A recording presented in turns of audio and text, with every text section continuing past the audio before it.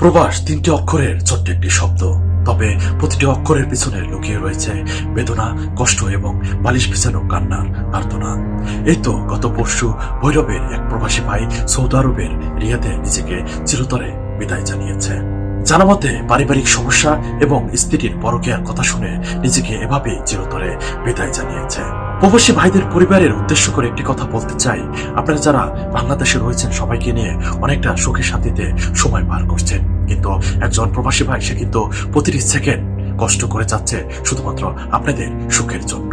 তাই যারা দেশে রয়েছেন প্রবাসী ভাইয়ের পরিবারদের বলছে, আপনারা কখনো প্রবাসী ভাইদের সাথে এমন কোনো কথা বলবেন না, এমন কোনো ব্যবহার করবেন না যেন আপনার কথার মাধ্যমে প্রবাসী ভাইটি চুল পরিমাণ কষ্ট অনুভব করে।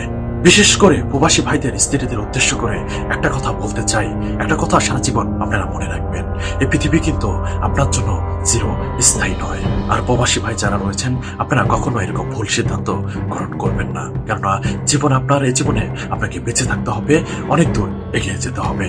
আপনাদের জন্য বুক ভরা ভালোবাসা এবং দোয়া রইল। সকলে ভালো থাকবেন, সুস্থ থাকবেন, নিরাপদে থাকবেন।